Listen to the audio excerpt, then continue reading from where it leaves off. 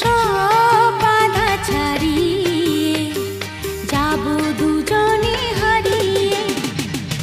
গোল প্রিন্টের শাড়ি পরে গড়িয়াহাটের মোড়ে আসতে পারি ঠিক সন্ধে 6টায়। পেলাম যে কথা নিতে পুজো অষ্টমীতে